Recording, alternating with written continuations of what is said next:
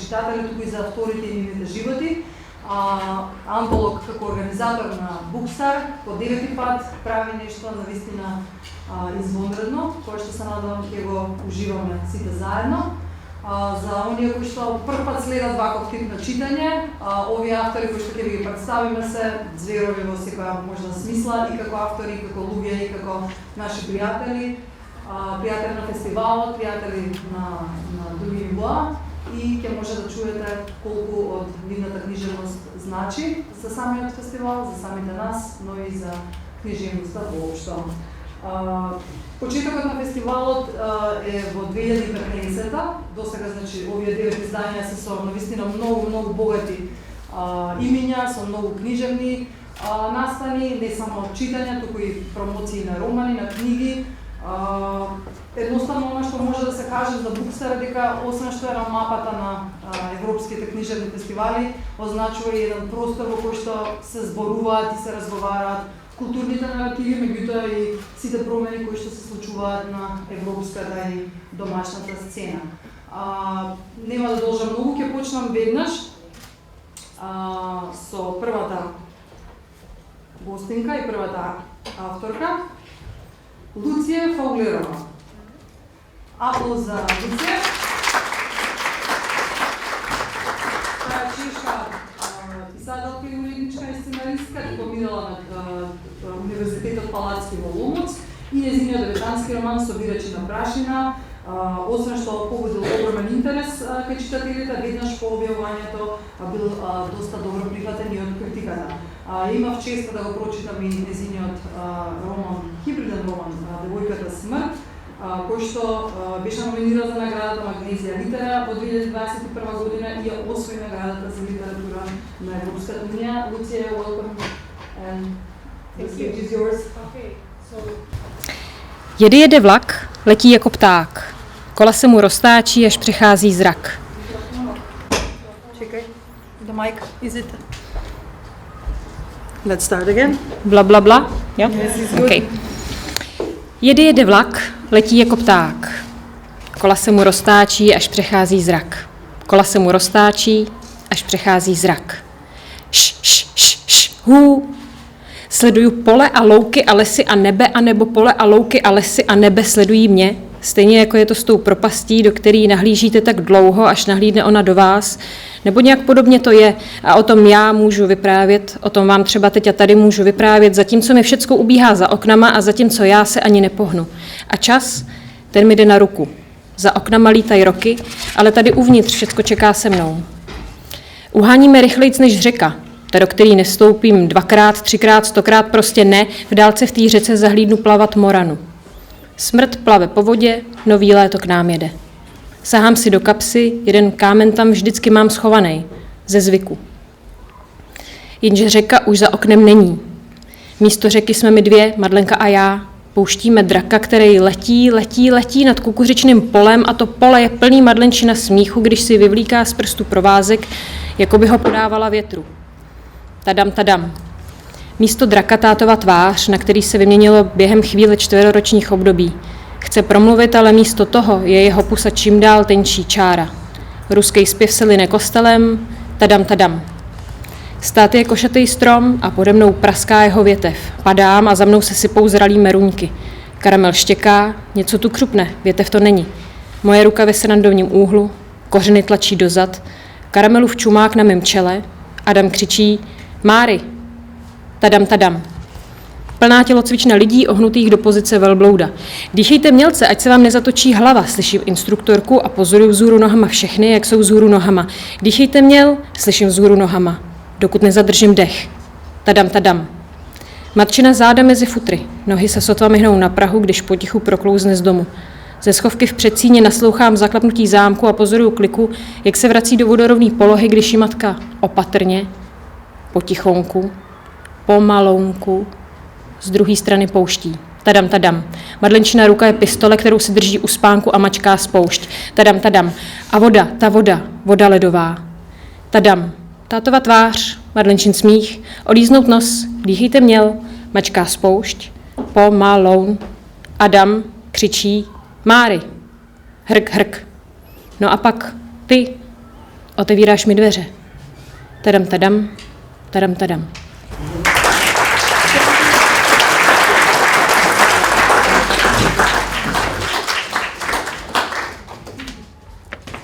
Ми рекла дека треба јас да стојам овде.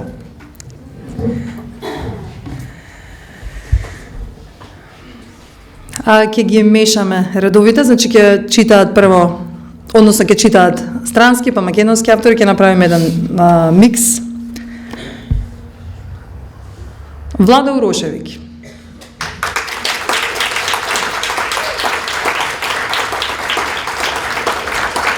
Јас милувам да го наречам магот на зборовите.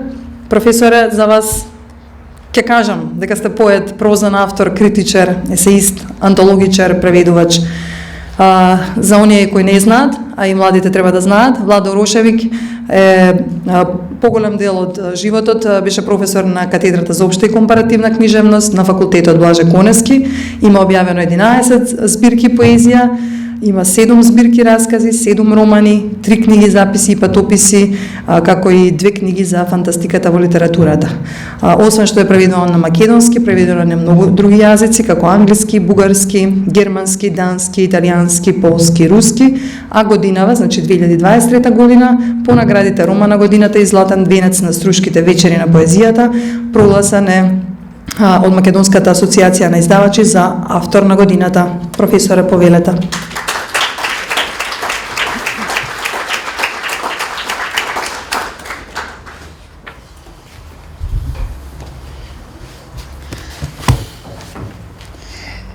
Добро, бидејќи сме во библиотека, ајде ќе прочитам нешто пригодно.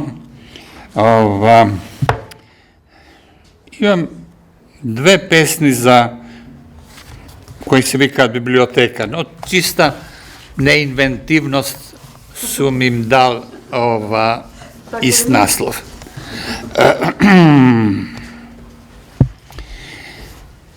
Библиотеката е брод што тоне.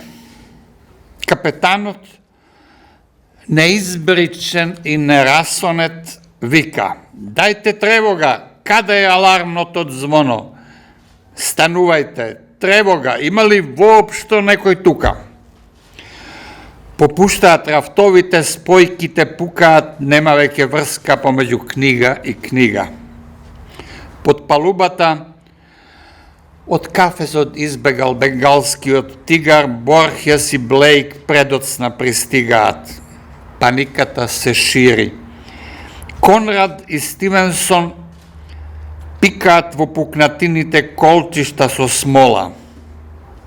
Не помага сознанието дека морето е само нивен сон.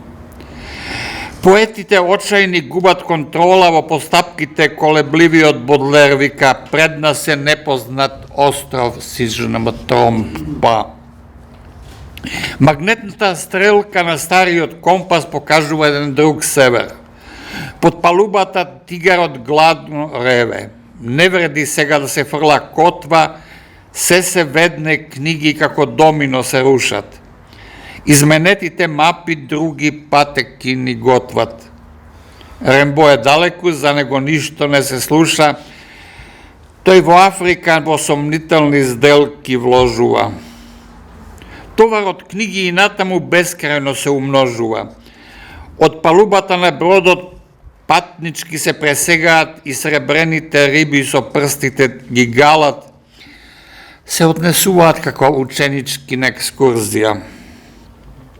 Танцовиот оркестар си ги собира нотите и бега, кукавички се извлекува од бродската сала. А златните наслови веќе се топат, попуштаат кориците, се разврзува подврзија. Но никој не сваќа дека бродот е пред пропаст. Не помага астролабот, ниту некоја друга справа, тонат книгите, само некои наслови се подаваат. Од брановите светот се брише страница по страница. Од брегот викаат: "Еј, каде натаму пловите?"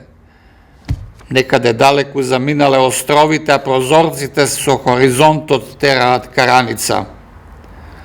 "Заринкавме", вика капетанот, "а никаде карпа. Zar така, нишајки се како детска лулка под водните песоци одеднаш да не запрат, без да можеме да си го допиеме чајот. И наместо страшната инка да не шмука, во плиткото ќе ни биде ли крајот.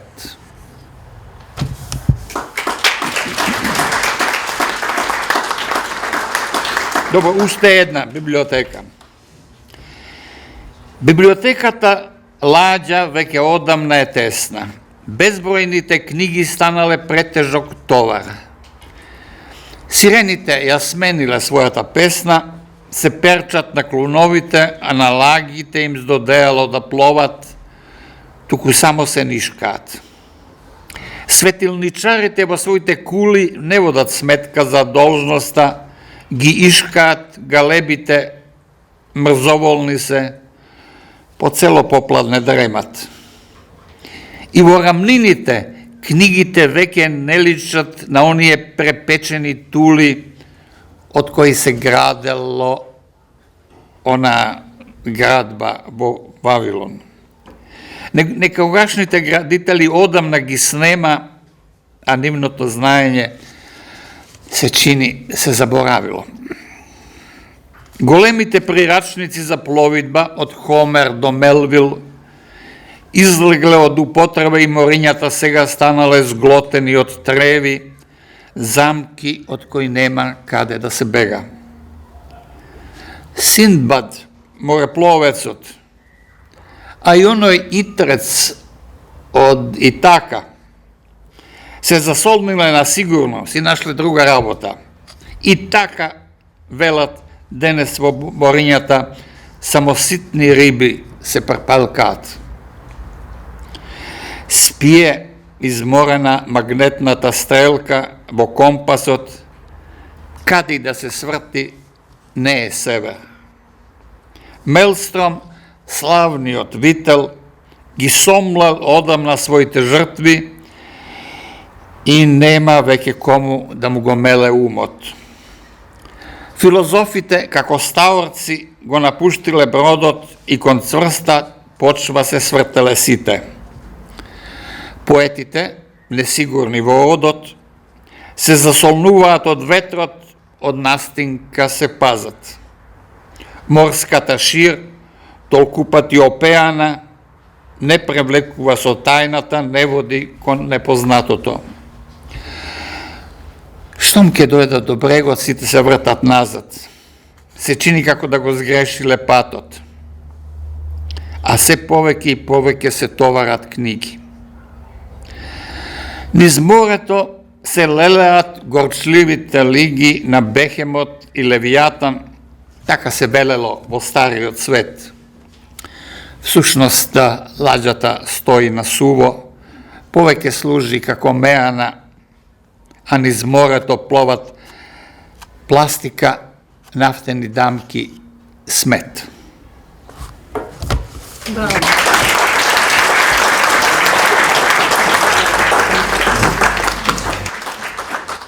Следната писателка има мароканско-шпанско потекло. Се занимава со пишување на феминистички теми, а родена е во Надор во 1979 година. Веќе на 8 годишна возраст емигрирала во Каталонија и студирала арапска литература на Универзитетот во Барселона. Почнала да пишува кога има 12 години, на почетокот од забава, а подоцна и како начин да се изрази себе си и собствените размисли. Откако ја објавува книгата Последниот патриарх во 2008, дебитантскиот роман кој ги освоил една од најпрестижните награди во Каталонија, Рамон Љулј, и наградата Улис, како и романот Кирката на странецот, кој ги има добиено наградите Сен Жоан за најдобар роман и наградата на градот Барселона. Сите нејзини дела се преведени на голем број јазици. Ја повикувам Наџад Ел Хачми. Welcome to the stage.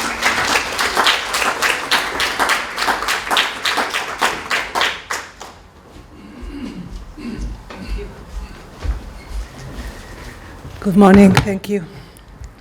Íbamos en manga corta el día que nos conocimos. Aún no estaba mal visto que las chicas jóvenes enseñáramos los brazos en ese barrio de la periferia de Barcelona. Pero, ¿qué podría ser pero que podría ser la periferia de cualquier otra ciudad. Ya no hay rayos de sol que rocen la piel de las chicas, el fino vello de sus brazos ya no se aclara en verano ni salpica el agua a sus espaldas desnudas. Y no es porque se haya instalado sobre nuestras cabezas un nubarrón permanente, sino porque el oscurantismo ha penetrado en las mentes de los vecinos sin encontrar resistencia. Muchas de las jóvenes tapadas que ahora verías en nuestro barrio son mucho más numerosas que cuando tu familia se mudó allí. Dicen que renuncian al sol y a la brisa, al agua del mar y a las piscinas, al amor y al sexo libre por convencimiento y voluntad propia. Discuto a veces con ellas cuando visito a mi madre. Ella sigue viviendo ahí. Pero lo hago como si mi yo de ahora hablara con mi yo de entonces, de unos 17 años. Nosotras también lo hicimos. Ya lo sabes, renunciamos expresamente a ciertas cosas y también creímos hacerlo voluntariamente. El caso es que cuando nos conocimos íbamos en manga corta. Tú no lo sabías entonces, pero yo en esa época salía al mundo exterior con el cuerpo encogido sobre sí mismo, como ocultándome de las miradas de toda la gente con la que me iba encontrando. Daba igual quiénes fueran, yo siempre me encogía. Ese cuerpo era mío, pero me estorbaba hasta resultarme asfixiante porque no sabía muy bien cómo desprenderme de él. Al mirarte por primera vez vi un rostro deslumbrante, tu sonrisa se me contagió sin que yo pudiera oponer resistencia alguna. Pero al fijar mis ojos en los tuyos no tardé en darme cuenta de que en lo más hondo, bajo el destello de simpatía, había una sombra que no podía interpretar. Mi cuerpo encogido y la sombra en tu mirada eran fruto de una misma herida. Pero por aquel entonces ni tú ni yo lo sabíamos. Gracias. Thank you.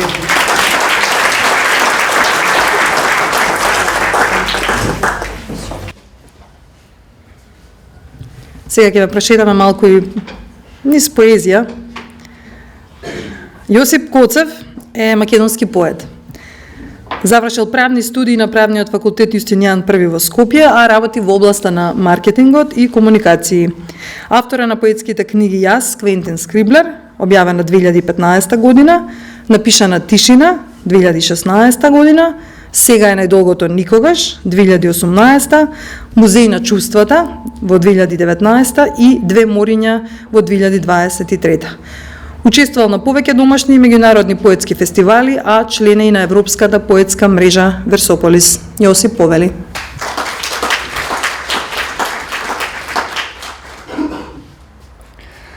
Како умираат народите? Како умираат народите?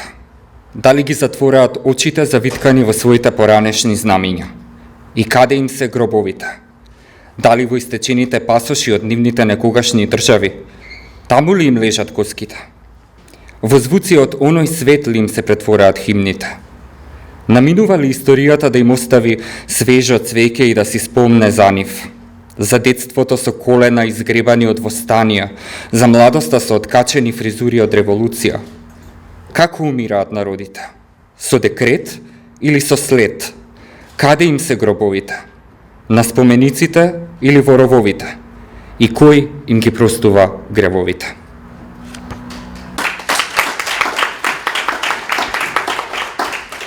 Свет без име. Нема име овој свет во кој тагата лежи на грб, секогаш спремна да не погледне со очи од ноќ. Ако му дадеме име, ќе никне простор, и тогаш сите ќе можат да не најдат. Птиците ќе ни ги одредат страните и годишните времиња, а луѓето начините, како смее да се љуби, како мора да се умре.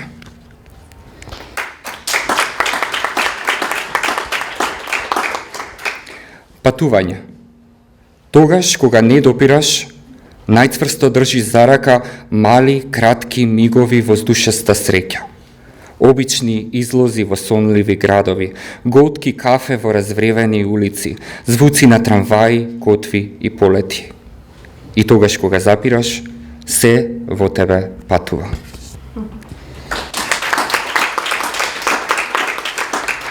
Уште едно. Разминување. Некои разминувања треба да стојат во учебниците по историја, како најголеми настани што никогаш не се случила. Во географските атласи, како реки што никогаш не си ги измешале водите. Во градските планетариуми, како светови што се пресекуваат и крварат на ист простор во сите различни времења, се до последната капка иднина. Благодарам.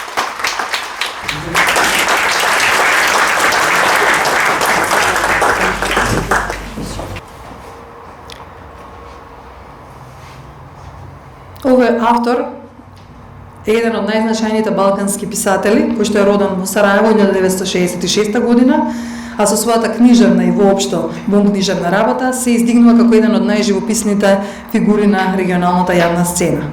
Неговите раскази и романи се преведени на 30 на јазици, а и самиот е добитник на бројни книжевни награди од домашни и странски. Неговата збирка раскази Сараевско Марлборо ја добила наградата за мир Ерих Марија Ремарк, а неговата поетска збирка Обсерваторија Варшава ги добила наградата Горан за млади поети и наградата Мак Диздер. Сега во моментов живее и работи во Загреб, Хрватска. Миленко Јерговиќ, повелете.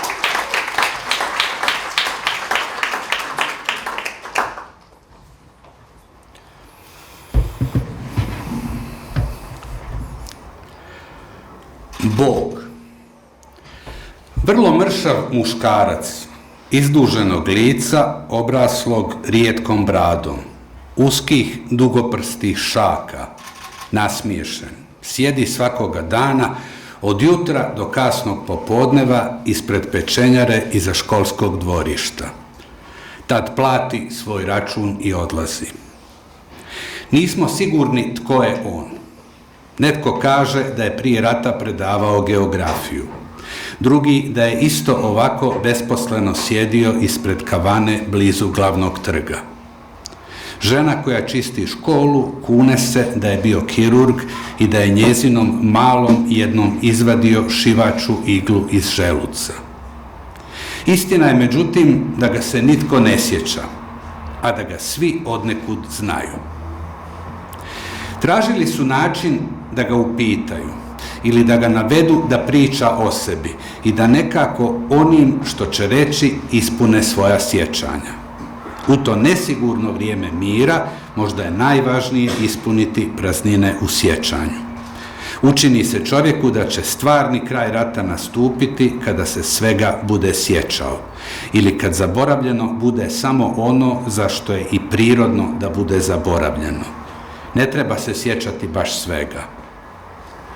Ali uzalud su ga mamili da nešto kaže. Pitaj, nemoj se sramiti, nasmijao se jednom od njih. A koji si ti, mi se tebe, da ti priznamo, nikako ne možemo sjetiti iako si nam poznat. Ja sam Bog, reče on i kao da će mu pružiti ruku. Čovjek odskoči kao da ga je stresla struja, pa nekim smiješnim pokretima otrese jedan pa drugi rukav. Lud čovjek. Čudo da svi nismo od ovog rata poludjeli, pokušao sam ih smiriti kada su došli da mi govore što je bilo. Nitko nije poslije govorio s njim. Dolazili su i dalje u pečenjaru iza školskog dvorišta. Pivo je tamo jeftinije, a ima i nečeg davnog u tom mjestu i u tim popodnevima pokraj školskog dvorišta, kad svako malo lopta doleti među stolove ili se začuje uzdah nakon pogođene stative i prečke, vrisak postignutog gola. Ljudi su u potrazi za mirnodopskim ritualima. On sjedi sam, izdužen, mršav, osmijehnut, gleda dječju utakmicu, igra se s praznom čašom. Nitko nikad nije vidio da u toj čaši nečega ima. Pitali su jednom gazdu, a što tom čovjeku naplaćuje ako mu je čaša uvijek prazna?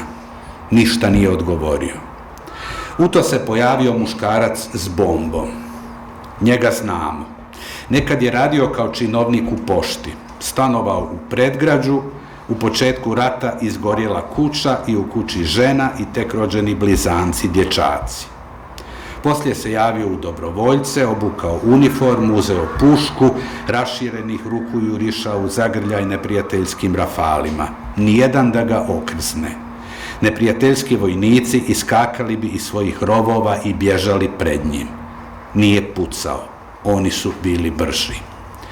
Bio bi junak da je ikad ikoga ubio, ovako nije. Ali sad se pojavio s bombom. Stao je na sredinu dvorišta, priđite, djeco moja, zvao ih je, oni su mu prilazili, zašto nam prekidaš utakmicu, on je aktivirao bombu i bomba je na oči svog onog svijeta ispred pečenjare eksplodirala.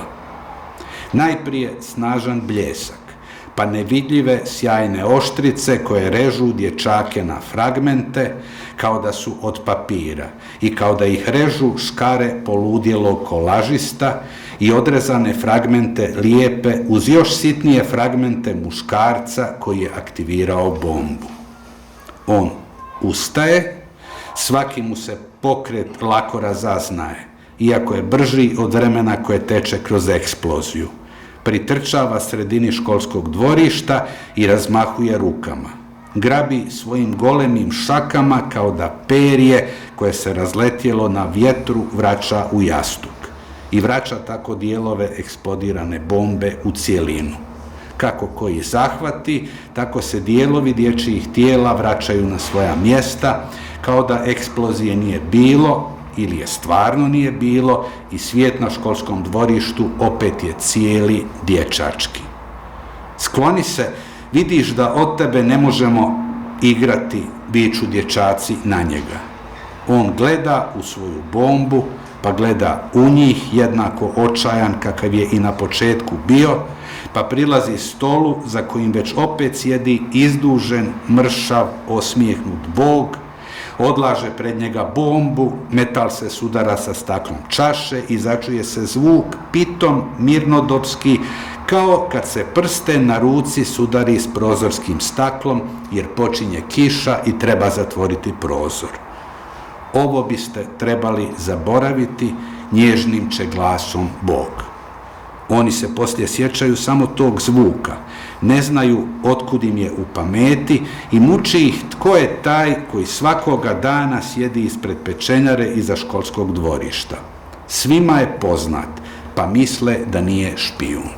Hvala.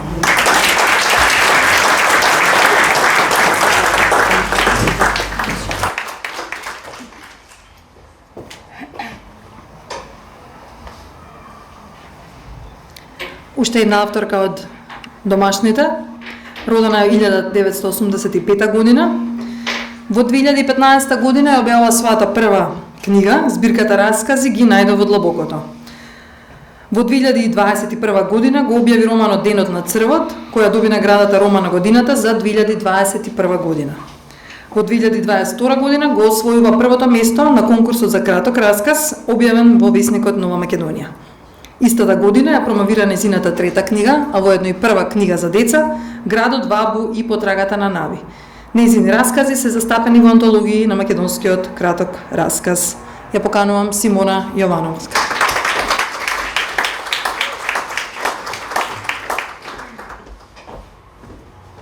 Здраво! Срцето на Вида беше пространо, здраво и празно.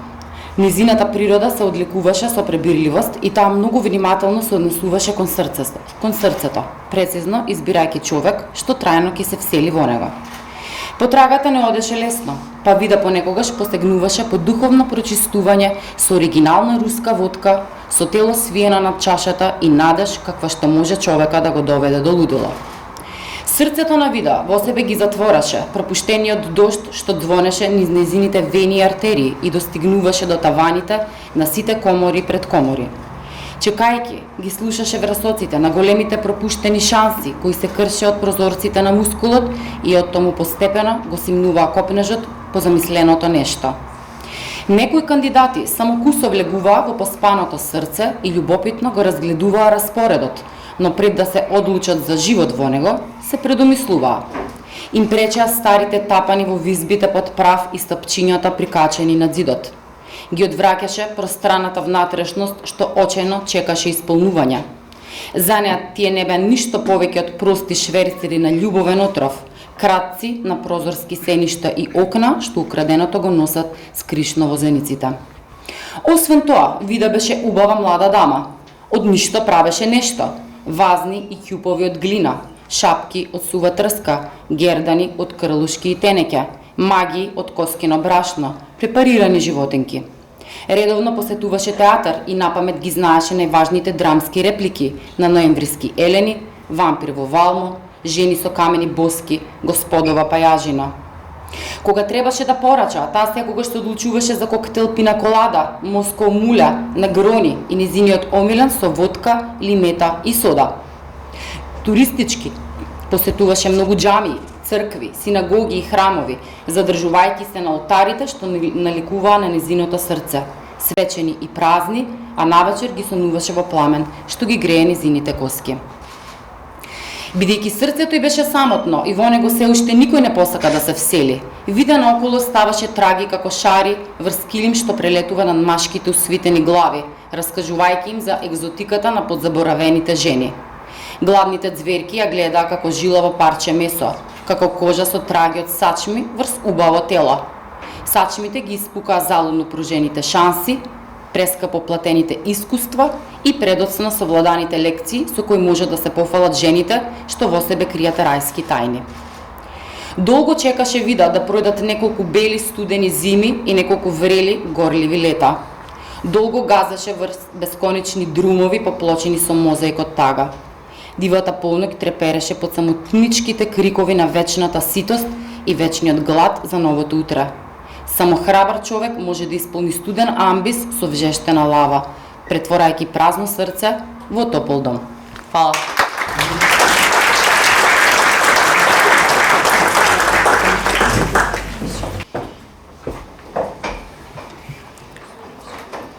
Уште еден автор од хрватско говорно подрачје, Драго Гламузина, хрватски писател и уредник, роден во Вргорац во 1967 година. Дипломирал општа и компаративна книжевност и филозофија на Факултетот за хуманистички и општествени науки во Загреб. Бил новинар во Вјесник и уредник во списанието Национал. Работел како главен уредник во издавачката куќа Профил, а од 2011 година работи како главен уредник во издавачката куќа Б53. И извршува функцијата програмски директор на литературниот фестивал Врисок во Риека. Неговата поезија и проза, како и книжевна критика, се објавени во различни списанија, весници и емитувани на радио. Автор е на книги, поезија и романи, а сега живее во Загреб. Драго Гламузина, повелете.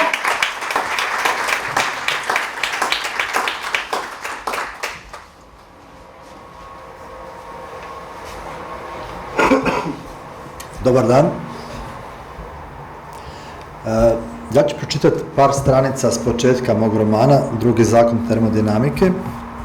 Dakle, to je jedna scena kad glavni junak koji je prekinuo sa svojom partnericom i već mjesecima ne živi s njom, ali još uvijek ima ključ od njihovog stana, dolazi u taj stan po još tih nekoliko svojih stvari koji su tamo ostali i kad uđe unutra, dakle dolazi dok je ona na poslu, i kad uđe unutra, ona pregledava taj stan, zamišlja njen život i šta se sad tamo događa. Dakle, kopam po ormaru i tražim nekoliko svojih ljetnih majica, kupaće, ljetne košulje. To je sve što je ostalo. I odijelo. Njega tako rijetko nosim da pomislim kako ga možda i ovaj put mogu ostaviti da visi u njenom ormaru. Tu mi je dobro, promrmljam. I onda se upitam koji mi je. I oni papiri u dnevnom boravku, sjetim se, i njih moram uzeti. Izvadim tad iz džepa crnu najlonsku vreću za smeće i potrpam u nju i majice i odijelo. Pogledam zatim i njenu odjeću, haljine koje vise na vješalicama. Prepoznam onu u kojoj je išla na neko vjenčanje, a ja sam je fotkao dok se spremala. Napravio sam 10 fotki koji su sada skrivene po raznim zakucima mog kompjutora. I druge prepoznam, naravno, ali onda otresem glavom i brzo zalupim vratima. Ne treba mi sad to. Došao sam po drugom poslu. Ponovno sam u dnevnom boravku. Rujem po mojoj ladici i izdvajam fascikle u kojima su moji dokumenti i razni papiri. Pogledam povremeno što sam to po njima pisao, pa izgužam i bacim u smeće. Samo nekoliko ih uložim u prazni fascikl, a kad to dovršim, ustanem i krenem prema izlazu. Na vratima, kad sam se već uhvatio za kvaku, zastanem. Malo tako stojim, ne mogu reći da mi u tom trenutku bilo što prolazi kroz glavu, ali onda se okrenem i pođem niz hodnik do kupaonice. Unutra stanem ispred velikog ogledala koje prekriva cijeli zid. Zatim se polako skinem, sjednem u praznu hladnu kadu i pustim vodu. Dok se kada puni, buljim u zrcalo. Do kraja poraženim, to pomislim, a onda se zavalim u vrelu vodu, koja se polako uspinje prema mom vratu. Boli koliko je vruća, ali paše mi i ta vrućina i ta bol. U jednom trenutku ne mogu više izdržati, pa pustim malo hladne. Zatim se ispružim, naslonim glavu na toplu plastiku i zatvorim oči. Nakon nekoliko minuta gotovo zaspim, pa se prenem i malo izvučem iz vode. Pogledom kružim po kupaonici. Na jednoj kukici zalijepljene na vratima obješena je drvena ogrlica koju smo kupili u Istanbulu. Ali tu su i stvari koje su joj drugi poklonili. Ona skuplja uspomene. Misli da joj je život bogatiji što ima više uspomena. Neki od tih spomen predmeta smješteni su eto i u kupaonici. Tu su i žute plastične patkice, jedna velika i 3 male. Također dar prijatelja i ja ih puštam u vodu. Plutaju između mojih koljena. Na radijatoru visi veliki modri ručnik koji sam kupio kad smo jednom otišli na more bez ručnika, u dućanu iznad plaže. Dugo je na njemu bilo tragova smole. Na njemu smo spavali i u nekom kampu na Cresu, dok su oko šatora hodali jeleni. Čula je neke šumove, pa je izašla da vidi što se događa. Malo zatim vratila se po mene. Netko hoda tu kroz guštik, rekla je i povukla me van. Krenuli smo prema tom šumu, kroz lovoriku, pomalo i preplašeni, jer blizu nas nije bilo drugih šatora. I onda smo na maloj čistini ugledali 2 jelena, mlada, s tek izraslim rogovima. Ukopali smo se na mjestu i gledali u njih. I oni u nas. Čulo se samo naše disanje i valovi koji su zapljuskivali obalu. Tad onaj veći zakorači prema njoj i ona prema njemu, da bi zatim tako stajali, napeti i spremni, da već u sljedećem trenutku pobjegnemo u ostatke naših života. U to se začuje zvonce i ja se prepadnem. Što da joj kažem kad me nađe u kadi? Ali onda se sjetim da ona ne bi zvonila, ona bi otključila i ušla. Nakon nekog vremena ponovo zazvoni. Ovaj je uporan, pomislim nervozno, ali i dalje ležim u kadi.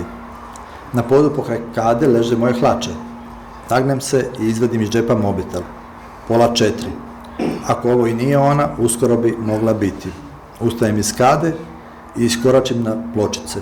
Uzimam modri ručnik i brišem se. Na njemu nema tragova smole, ali ima tragova njene maskare. Kad se obrišem, pustim ručnik na pod, sagnem se i ispod lavaboa izvučem mašinicu za brijanje. Gurnem na nju plastični nastavak od 3 mm, obrijem se, isperem kadu, krpom obrišem pod, a ručnik odnesem u ostavu i bacim ga u košaru sa prljavim rubljem. Zatim se obučem, odem još jednom u sobu i stanem na digitalnu vagu, 95 kg. Poravnam krevet, podignem roletu da pustim u sobu više svjetla i brzo krenem prema vratima. Na stoliću u hodniku ostavim ključ od stana. Već ga mjesecima opipavam u džepu dok hodam po gradu. Nakon toga uzmem crnu vreću i izađem, a vrata škljosnu kad ih zatvorim. Hvala vam.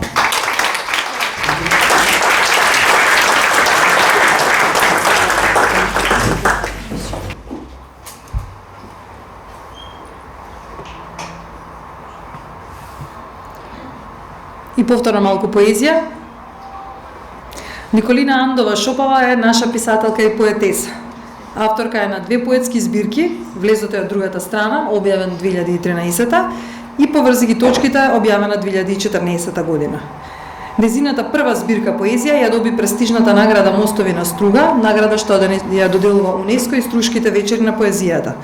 Во 2019 година ја доби наградата Роман на годината за незиниот прв роман "Некој бил тука".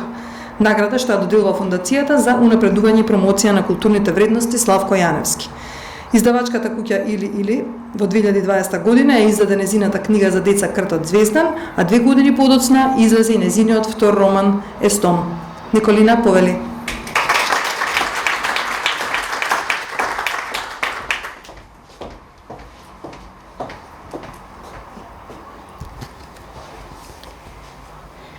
Ништо не е твое.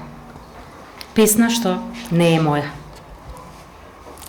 Ништо не е твое. Просторите во кои внимателно го резбаш твоето име, тревникот и ретките билки што ги чуваш и полеваш во градината, испегланата мека кошула од која шириш мирис на бебе и на дом. Ниту тие се твои, ниту тој мирис е твој. Ништо не е твое. Ни чевлите, ни креветот, ни преполниот плакар со алишта, ни кожата која ти се лити како стара прелистувана книга, ни лажицата со која вечераш, ни човекот со кој појадуваш, ни зборовите што ги изговараш, ни тие, за среќа, не се твои. Се сеќаваш на малите бели полжавчиња во детството, кој кога ги земеше во дланката натежнуваа како да се живи, а беа само лушпи наполнети со земја. Ништо не е твое, ни часовникот на твојата негувана рака, што ги одбројува одроните на утрата од твоето тело, зраците, немирот, правта што исчезнува од видикот. Ништо, баш ништо, ништо не е твое. Фала.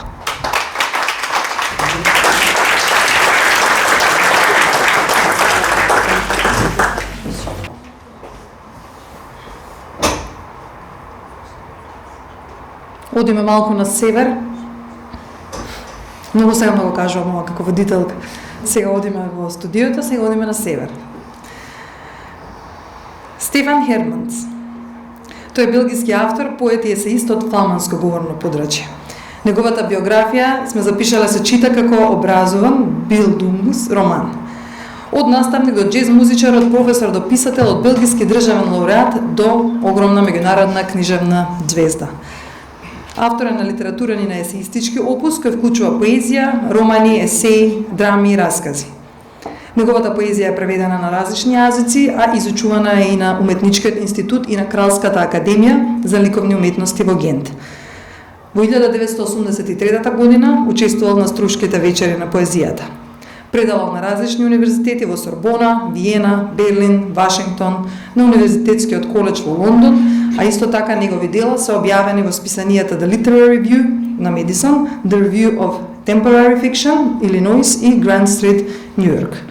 Во 1995 година ја има добиено фламандската награда за поезија, која се доделува веднаш од 3 години.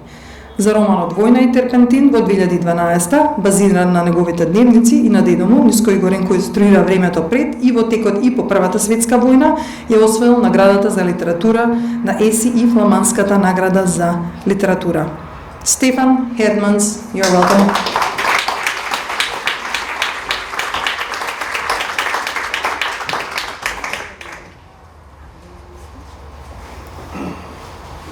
Hello, I hope most of you understand a few words of English. Maybe it's good to give a little introduction. The language in which I write is Dutch, but the Flemish version. Dutch is being spoken in the north of Belgium, that's Flemish, and it's spoken in Holland, this is Dutch, but it's the same literature. There's almost no difference between both. So I will first read you a few sentences in my language, so that you hear how the bird sings at home. But don't panic, only 3 sentences. And then I'll tell you what the story is about. Het is vroeg in de ochtend. De eerste zonnestralen komen net boven de heuvelkam uit. Van bij het raam waar ik uitkijk over de vallei, zie ik in de verte 2 mensen naderen. Ik denk dat ze van de hoogte van Saint-Hubert komen, van waar je zowel de top van de Mont Ventoux als de vallei van Monnieu kan zien. Daarna moeten ze een tijd door het schriele eikenbos op de hoogvlakte lopen, waar de wolven zwerven. This book, I think it's the title is something like Turka or something Macedonian. The convert is about two people who fall in love 1,000 years ago. I heard the story in a very small village in the mountains in the south of France, where I have a small house in summer. And the girl was from the north of France, and she was Christian, from high breed, and he was a Jewish boy from Narbonne in the south of France. They fall in love and they flee together through France, but we're in the time of the First Crusade. So they are harassed, they're persecuted, and their fate was very tragical. We know their story because it was found in a manuscript of 1,000 years old in Hebrew in a synagogue in Cairo. The girl came from the north of France. She lived in a small village in Provence, where I have a house, and a letter is found in Cairo. So I was asking, what was the fate of that woman? Can I try to tell her story? In the first scene, I imagine that I look out of the window of my old house in Provence, and that I see those two lovers come in the valley of my village. But it's a daydream. It's early in the morning. The first rays of sun are just coming over the hilltops. From the window where I look out over the valley, I see two people approaching in the distance. I suppose they've come down from the heights of Saint-Hubert, from which you can see both the peak of the Mount Mont Ventoux and the valley of Monnier. It must have taken them some time to cross the sparse oak forest on the high plateau where the wolves roam free. The morning light catches the outlines of their still tiny forms. They descend with difficulty to the spot where nowadays a farmhouse watches over the valley like a guard dog. From there, the winding road leads them down to the left bank of the river. They slip in and out of my view, now concealed by trees, now re-emerging. Then they come to a large, sloping expanse of grass, and their pace quickens slightly. From there, they can see the half-finished turret rising from the high stone wall like a reassuring beacon. The blue of dawn fades fast, giving way to yellows and greys. The warmth of the morning swells the last clouds into slow, vast boulders in a purple sky. Over the length of the river, the white veil evaporates before my eyes. A swarm of bee-eaters is already swooping over the rooftops. Thank you.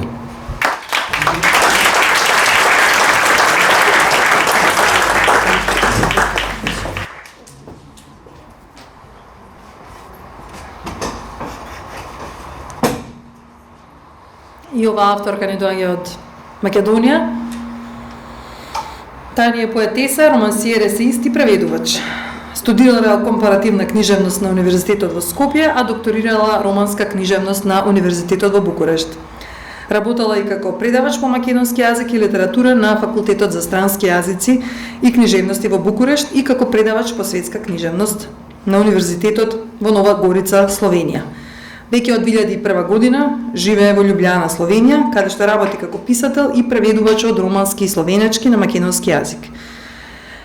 Ги добила наградата за дебютантско поетско дело, два пати наградата Стале Попов на ДПМ, германската награда Хуберт Бурда, романските награди Поесис и Тудор Аргези, европската награда Петру Крду, наградата за литература на Европската унија, специјалното признание Европско културно наследство, како и словеничката чаша на бесмртност, албанско-македонската на Фрашири, наградата Браќа Миладиновци и еден куп други награди. Лидија Димковска.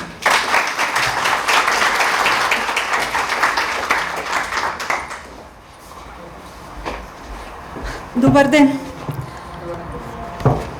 Јас ќе ви прочитам еден кус извадок од мојот нов роман, единствен матичен збор, број, во издание на 3. Многу е тешко да се најде фрагмент од роман за да се чита пред публика, бидејќи не е песна и не е кус расказ за да има почеток и крај, така што избрав нешто од крајот, иако нели се вели дека крајот треба да се остави така да не се кажува, па читателите сами да го дознаат. Еве јас ќе попуштам денес и ќе ви го кажам крајот. Па сега, ако сакате да го дознаете почетокот, ќе морате да го прочитате романот. И Вароша е пустелија. Иронично, нели? Никос Аврам сака да фати пустелија, а тоа најдобро може да го направи токму во Вароша, во своето родно место, онаму од каде што избегал за да фати пустелија од воената инвазија или од недоразбирањето со семејството. Пустелијата по која копне, кој или му се чини нужна, не ја нашол во Скопје со новооствареното семејство, туку сака да фати друга пустелија. Пустелија заради пустелијата што веќе ја има. А Вароша јунака е пуста, попуста не може да биде. Може да ја отворат повторно, како во 2003 година, ама овој пат за секогаш, за да си живее во неа и бидејќи ќе биде тешко да се седи во сите оние запуштени и пропаднати домови, ќе стане пустелија par excellence. Една таква пустелија е прилично политички некоректна, ама не и коректно неполитичка. Само што се уште нема официјална дозвола да се живее во неа. Кандидати што во Македонија сакаат да фатат пустелија има и премногу, си помислив, но предпазливо реков, па некој сигурно ќе се пријави. На мајка и на Хелена ни беше жал што пустелијата ќе биде во Македонија. На Велика Британија баш и треба една таква пустелија, рече. Ама и тоа наскоро ќе биде, сигурно.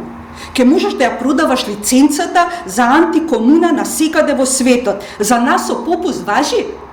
И се насмеа. А која влада не би прифатила пари од Сити Лондон? Македонската беше прва кога се даваат туѓи средства, само што никој не знаеше каде завршуваат. Инвестициите беа мисловна именка, а политичарите возеа автомобили како милионерите од Сити Лондон. Наскоро на македонскиот број во Бристол ми задзвони непознат телефонски број. Ме извади од памет. Никој повеќе не ми звонеше на македонскиот број. Кој знае дали се уште имав и кредит? Не кредав. Само напишав порака. Не сум во Скопје, јавете ми се на англискиот број тој и тој. Веднаш задзвони. Лично премиерот. Сакаше да знае дали, како идеен татко на антикомуната, и се насмеа, ова мислев мајка. Имам некој предлог каде да биде пустелијата. И дали добро сватил дека тоа треба да биде што попразно место, со што полоша инфраструктура, за да се почне од нула. Му реков, знаете и самиот дека во Македонија има многу такви места. Да, рече, предходните се запустија, ја уништија државата, во ништо не инвестираа, само крадеа и ги избркаа младите. Ама ние ќе ја доведеме земјата во ред.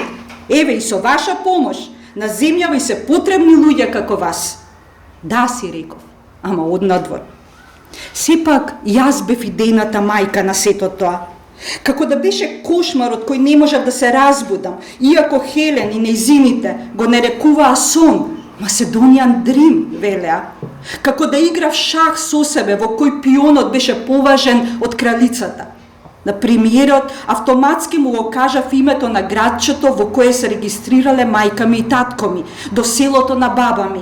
Градчето кај што живееа вујко ми и тетка ми, градче на изумирање, како многу други градови во Македонија, ама за мене лично најважното. И во еден миг помислив, што ќе биде со вујко ми и неговото семејство? Дали се уште ќе продаваат сточна храна, но кому? Мораа да патуваат низ земјата, за да ги продаваат вреките што им се трупаа. Во градчето веќе не живееа земјоделци кои во ближните села би работеле ниви. Може би конечно ќе заминат кај синот во Скопје. И што ќе биде со тетка ми останата сама во големата куќа? Се сеќавам дека кога ја градеа со тетин ми, баба ми одеше пеш од селото до градчето, за да им однесе на мајсторите зелник во огромна тепсија. Ох, интересно, ние во кабинетот мислевме на некои други градови, ама ќе испочитуваме вашата желба, рече премиерот. Само да знаете, ако сакате да се вратите како градоначалничка на антикомуната или како ќе се вика, повелете кај нас во партија. Локалните избори се следната година, таман за проектот. А и да не заборавам, ќе ви исплатиме хонорар од средствата што ги добивме за проектот, а не се малку. Само оставете и ги на мојата секретарка вашите податоци. датум на раѓање, број на лична карта, трансакцијска сметка, единствен матичен број. Го слушав премиерот, а мислев на татко ми. На тоа дека мајка ми, Стефани Совче, биле на гробишта за задушница, дека мајка ми не викнала поп за да не мора да му плати, дека направила иста таква пита од каква што татко ми речи се задуши пред да го однесеме во домот. Мислев на тоа што ми го кажа Стефан, дека одејки на кај автомобилот Совче го прашала дали и мајка е мртва. Дека бил толку шокиран од прашањето што не е рекол дека мајка и не е мртва, дека после ќе ја каже кога ќе стигнат дома. И дека е добро што баба и веќе била влезена во автомобилот, па не ги слушнала. А во автомобилот му задзвонил телефонот и од геријатрија му рекле дека има слободен кревет за татко ми. Цела година и 2 месеца по неговата смрт. Мислев на Совче и на незиниот неизбежен пат по кој ќе тргне за да стигне до мајка си, вистински барајќи ја по манастирите или само во себе, исправена пред зидот на молкот. На тоа дека пустелијата на татко ми со 2 различни лица, татко ми не ја фати дури беше жив, ама ја фати умирајки. А сега прерасна во нешто сосема друго, во старт-ап на антикомуна за отуѓени луѓе, за која веќе е објавен конкурс и на него наскоро ќе се пријават новите жители. На тоа дека моите научни проекти, толку лични, завршија сосема поинако од она што го очекував. На кипарското прашање на татко ми не најдов одговор, иако цел живот го барав, иако бев на собирот организиран од кипарски одговор, иако најдов 3 фотографии во кутијата од пица што Хасан ја донесе во Бристол, иако се влюби во Хасан и отидов во Вароша, па дури ја запознав баба ми, на која пак не и реков да дојде со мене во Скопје да го види својот син, а ни бабуцата што му ја прати, татко ми не проба од неа ни капка. Проектот со комуните пак, што можеше да биде сосема пристојно истражување за тоа зошто се појавуваат и уште поважно, зошто пропаѓаат по известно време тие намерни заедници во кои луѓето живеат едни со други, едни за други, ја претвори во стартап мојата обсесија со пустелијата на татко ми. Сити Лондон богато ке го финансира и парадоксално со самотијата и отуѓеноста на жителите ке го оживее, односно ќе го доумртви, како ќе се земе градчето во кое мајка ми и татко ми се регистрирале на крајот на јули во далечната 74 година. Мислев на себе, на своето место во сето тоа и на Хасан мислев, дали можеби не треба да се вратам на Кипар и се видов како поминувам покрај градскиот музеј и застанувам со зјапнат поглед во паното со надпис "Влезот е бесплатен". На паното имаше репродукција од голиот човек кој виси на Банкси. Како пустелијата на татко ми си реков, со бесплатен влез за секој кој мечтае да ја фати. Како голиот човек кој виси. Човек да фати пустелија. Благодарам.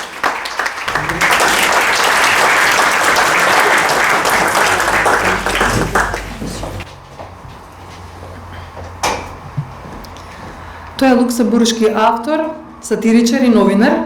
По завршувањето на средното училиште студирал психологија во Страсбур и работел меѓу другото како училишен психолог и наставник во основно училиште. Во 90-те години објавува поезија и проза во различни антологии и во списанија во Германија и во Луксембург. Во 2000 и 2001 година бил награден од Конкур Литератур Национал за краток расказ, односно песна. Потоа се сврдал и кон поетската сцена, особено слем сцената, и во следните години имал над 500 слем и читачки сценски настапи низ германското говорно подрачје. Основач и издавач и уредник на литературното списание Ехот во Бон во периодот од 2005 до 2014 година. Во 2020 година ја добива наградата СВ и наградата за литература на Европската Унија за книгата Мутации. Има објавено и 3 збирки раскази и 1 роман. Го поканувам Франсис Кирпс.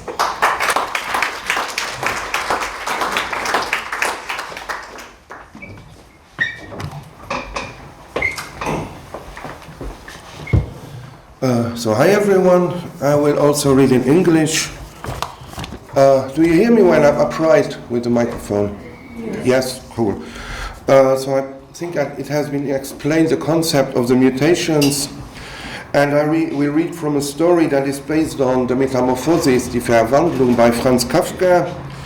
And in Kafka's story, there is a human, Gregor Samsa, who finds himself transformed into an insect. And in my story, it is an insect, a human fly, who finds itself transformed into a human being. And the question is, does the fly appreciate the transformation? Is it happy to have climbed the evolutionary ladder, or does it feel as a degeneration? The mutation, translation, Rachel Farmer. When biology student Leon Sumser awoke one morning from a dreamless sleep, he found himself transformed into a monstrous vertebrate. Instead of hanging upside down from the ceiling as befitted a respectable housefly, he was lying on his belly, surrounded by a trampled landscape of blankets and pillows. Where his body had once been, there was now a gelatinous form in its place, from which unsightly bristles sprouted in patches. The blue-black iridescent armor had gone, and Leon instead found himself encased in a stretchy pink membrane riddled with glands, fat deposits, and bulges. He rolled onto his back, raised his head a little, and examined himself from top to bottom. Where before there had been 3 finely articulated pairs of legs, segmented in an orderly fashion and replete with tiny sensitive hairs, he saw 4 clumsy extremities protruding seemingly at random from a whale-like torso. No suckers, no claws, no hooks, no pincers. His sensory range had evidently shrunk by at least 90%. He could hardly feel anything at all, and what's more, his antennae had completely vanished.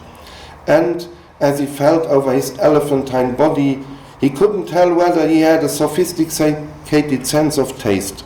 His head, a pumpkin-sized lump wobbling on top of a fleshy stalk, was largely covered with a kind of fur. They certainly weren't the tactile hairs found on any normal insect. No, simply a dull, furry coating that didn't transmit any stimuli when touched.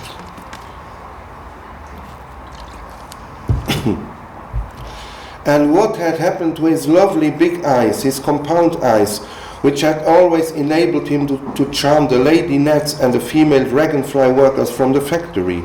Compound eyes, the pinnacle of sensory organs, oculi compositi, eyes that consisted of thousands upon thousands of eyes that had been his gateway to a world filled with colors and wonders. They were gone, simply no longer there, stolen by the blind, brainless god that had turned him into this albinotic creature. Where his eyes had once been, now set to slimy, light-sensitive balls in deep, bony hollows over which a type of curtain drew down at the slightest touch. This is the worst hangover of my life, thought Leon Sumser, and decided to go back to sleep. Surely things would look a lot better when he woke up again. Well, they won't, but thank you for listening.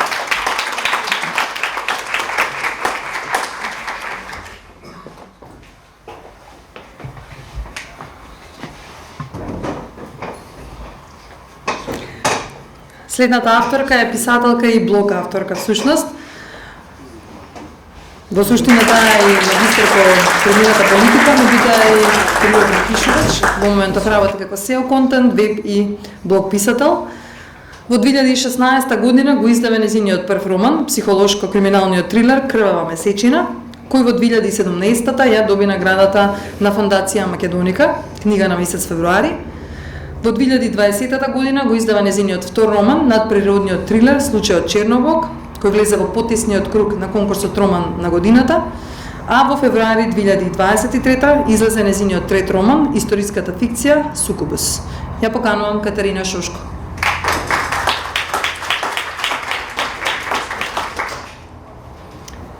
Прочитам извадок од последниот роман Сукубус. Жена со книга не оди. Секоја што почнала да чита, почнала да си го копа гробот. А што повеќе жени во гроб, тоа положи за светов, така? Им се мати умот, па почнуваат да прават гребови. Сиромашки не да ги разберам, за курка леп би го продале бокама оваа, од без фатила да чита и раз. Што им фали на сиромашките жени што не се учени? Ништо. Божем, ако се родила со златна лажичка, некој аер ќе види од книгите. Еве и сега. Ги поткрена црните виги со по некој бело влакно и се подмести во столот. Имаш жена? Го одмери од глава до петици, загледувајќи се внимателно во секоја парче облека на него. Му правам услуга на татко и разбираш, светов го чистам од грев. Зошто лозате името му се извалкат од една безбожничка како неа, кој ќе сака да ја земе таква да му донесе некоја ургија дома. Ниту има во градов некој толку богат што ќе може да и понуди тоа што навикнала дома, ниту пак ако ја побара некој со помалку умот ќе биде аир од неа. Ни знае да работи, ни да одржува куќа, само зијан ќе му биде. Кому му треба жена што само знае да чита слово? Вака, ќе видиме, ако е нешто сомнително со неа, ќе си замине достоинствено како честна христијанка. Ама ако не... И уште не заврши со малумните заклучоци, кога еден од стражарите прати глас дека Луција ја носат на испрашување. Уште пред да однесат во незината зандана, каде што требаше да има барем кебе и редовни оброци од суфлеп и вода, нешто што другите го немаа, судијата нареди да му ја донесат. Тобија се очекуваше да види преплашена жена, падната на колена како ги крши прстите вреска и моли да ја пуштат. Наместо тоа биде жена со окрената глава и отмено благородничко држање. Изгледаше како да не знае зошто е таму, како да е дојдена само на разговор, пошто ќе се врати во својот раскошен дом да продолжи да живее во тагата по свршеникот. Кога се заврте со лицето кон нив, Тобија занеме. Се загуби, не знаеше каде, ниту кој ден, ниту како се вика, ниту од каде дошол. Го крена погледот прво на едниот, па на другиот. Иако малку потемнет и уморни од неспиење, бадемастите светло сини очи имаа сјај и живост во нив. Шапка, чиј широк обод беше завиткан со црна мрежа и ги криеше црната коса и блескавите обетки што висеа на ушите. Темно-зелениот фустан, скроен од скапа кадифе, ја правеше да личи како владетелка и како таа да ги повикала двајцата мајчи да им пресуди за нешто, а некако да чекаше едниот од нив да ја фрли долу во затворот. Знаете зошто веќе сте овде, господица Абдел? Не знам. Тивко речено, не го спушти погледот како што очекуваше Тобијас. Жените што ги знаеше пред мажите стоја молкум, простум, речиси засрамено и во нормални услови, а не пак пред судија. Знаеш. Се знае за твоите богохулнички дела. Се знае дека одиш горе на езерата, дека бесрамно се слекуваш и играш валкан танц со нечестивиот. Се знае и за геволските книги што си ги читала, се знае што чуваш во ковчежење и дека си губи свршеникот. Си станала сукубус. Знаете што е тоа? Иако им се обрати на стражарите и Тобијас, не се заврте кон никој од нив, туку со перверзна надменост гледаше во Луција. Хајде ти барем си читала, знам дека знаеш. Народот ги вика сукуби. Женски демони мачат мажи, ги снемажуваат и им ја крадат силата. Ти се погодила пак и средното име, па си дошол ѓаволот по свое. Само да знам кој од свештениците во градов крстил дете со такво име. Вие целото семејство сте отидени погрешен пат и тоа одамна. Луција само малку погласно вдиша како да и беше здодевно, како да не можеше веќе да ги слуша безмислиците. Му се допадна таа храброст на Тобијас. Еве, не дека јас верувам дека една благородна крв како твојата намерно би се окрешила пред Бог или дека би одала со нечестивиот, ама законот наложува да испитаме. Она што си го правила за мајна од Луцифер нема да остане неказнето, така вели Бог. Ја гледаше само како што мајчите без никакви физички и ментални квалитети можеа да гледаат недопирливи жени како неа, со садистички задоволна насмевка и алчни очи кои шетаа преку незиното тело од појасот нагоре до лицето. И ќе ги најдам тие твои книги. Ако ќе ги најдам, нема да ти биде добро. Сукуба.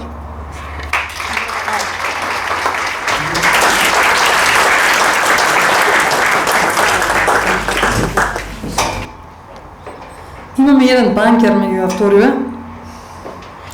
Тој е српски писател и дипломиран машински инженер, роден во Белград. Свирил во култниот панк бенд Урбана Герила, а подоцна и во електрогрупата Беленер Штраса.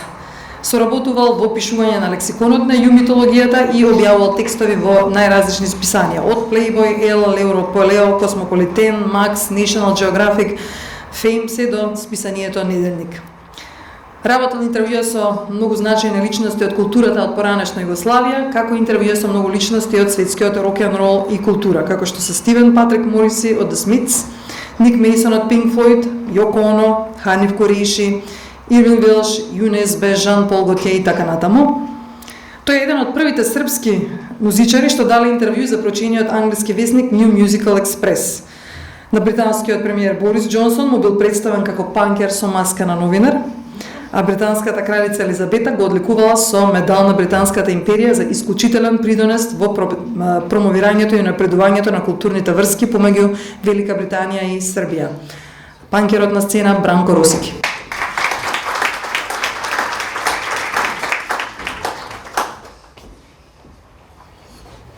Dobar dan.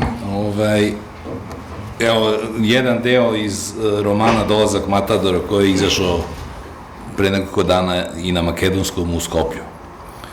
Bilo je savršeno jutro u opštini Grocka na kojoj se nalazio hotel Hedonik. Claire imala trome kapke, tipične za prve minute buđenja. Poljubila ga i ustala iz kreveta. Otvorila je prozor i rekla savršeno. Kompliment je bio upućen savršene prirode i na domak sela Vrčin, nekoliko kilometra od naplatne rampe na kojoj su nabigivala svetla signalizacije prestrojavajući putnički i teretni saobraćaj. Spustili su se na doručak. Udarala ih je para iz ovala, čiji su podobnuti poklopci nudili kajganu, jaja na oko, slaninu. On je u tanjir strpao sve moguće iz toga. Izašli su kroz staklena vrata hotela koja su ispuštila tipičan uzdah pneumatike što ih je pokretala na naredbu senzora. I to čim bi neko došao na metar od njih. Držao je porcelansku veliku šolju sa ugraviranim logom hotela. Izvukao je cigaretu. Na horizontu se videlo parkiralište tržnog centra Ikea i na njemu gomile porodica koje obnavljaju nameštaj, mladi bračni parovi koji prvi put nabavljaju pokućstvo za novi stan kupljen na kredit koji će otplaćivati do kraja života. Ili hipsterski parovi, web dizajner i account menadžerka koji pazare lampe za spavaću sobu, čiji su abažuri urađeni od lažnog sveća i koji će ih pre nego što ih spakuju u gepek obići restoran sa švedskim ćuftama i lososom. Max je povlačio dim. Claire ga je gledala kao nekog retkog stvora, neki zaostatak prošlosti u kojoj se još puši, raritetnog lika koga bi probila iglom i stavila u herbarijum i pokazivala ga drugaricama koje s njom istrčavaju kilometarske krugove po stazama koje seku 23 hektara St. James Parka u Londonu. Pored njih su prošle dve krstarice sa metalnici radama na prikolicama na kojima je pisalo Schwarzmiller. Vozači tih teških kamiona su ih odmeravali i iz vizura tih kabina oni su delovali kao par kojem treba zavideti. Čak i priroda je izrežirala scenu u kojoj su se našli. Oko njih je išlo nešto kao a kapela glasova šumskih ptica, čija je pesma jasno dolazila do njih i taj koncert bi samo na trenutke pokvario neki kamion tegljač. Kao da su se našli u scenografiji neke neupitne sreće iz reklame za životno osiguranje ili zdrav život koji rezultira neprimetnim preslačenjem zrelog doba u starost. I taj klip bi bio okarakterisan kao patetična scenografija nestvarnosti, ali i oni, kao i svi oko njih, bili su stvarni. U nekim američkim nezavisnim filmovima sigurno bi ta nenapuknuta sreća odjednom bila presečena kadrom u kom vozač mešalice u punoj brzini gubi kontrolu, razbija zaštitnu ogradu da bakini puta i prelazi preko njih. U melodrami bi ovaj njihov sadašnji kadar bio pretočen u scenu u kojoj su oni naglo ostarili sa ogrnutim markiranim tankim džemperima, pocrneli od gluvarenja na palubi kruzera i posle ovog odmora dočekuju na ovoj poljani unuke koji su zapravo pljunuti oni od pre mnogo decenija. Držala ga je pod ruku dok su se vraćali u hotel u ko zna koju reprizu uzdaha pneumatike, koja su otvarala vrata. U lobiju na putu ka liftu šapnula mu je, prepoznajete recepcionar. On je bio zadovoljan što je napabirčio neki dodatni poen kod nje. Sišli su u hotelski wellness, probijao se kroz mehuriće, spa ponude i grickao je vrat. Bilo je mnogo ljudi i gostiju. Trljao se od njene noge, zatim je seo na bazenski zidić, a pogled mu je skrenuo na hendikepiranog mladića koga je otac podigao iz bazena i stavio invalidska kolica.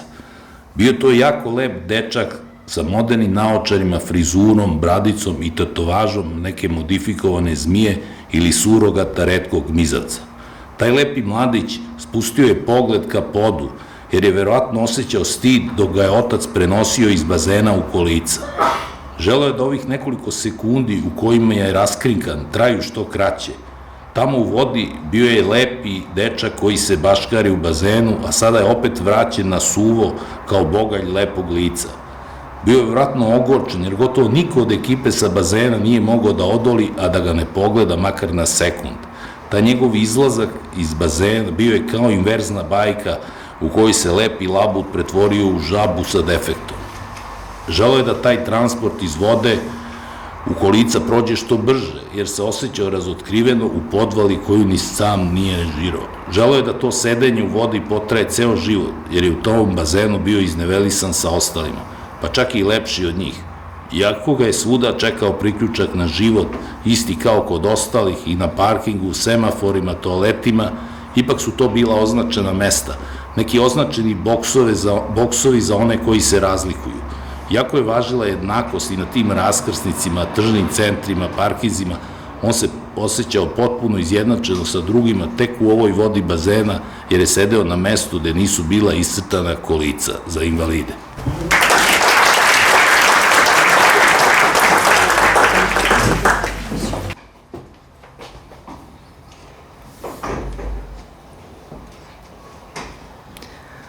Анде Јанков е домашен писател, кој што е економист по професија. Неговиот роман Едно лето на Крит во 2016-та ја добива наградата Романијада за најдобар дебютантски роман.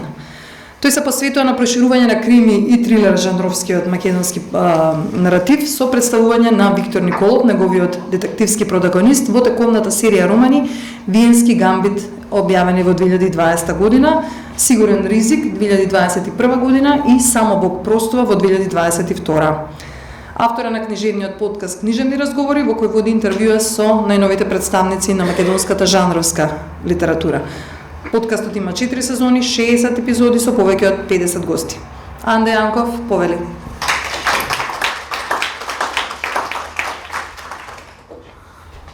Здраво на сите. Јас ќе пробам да ги споштувам и поетите и прозистите во просторија, бидејќи припрејам помалку и повеќе и нетните и на другите. Две читања, прво поезија. Време.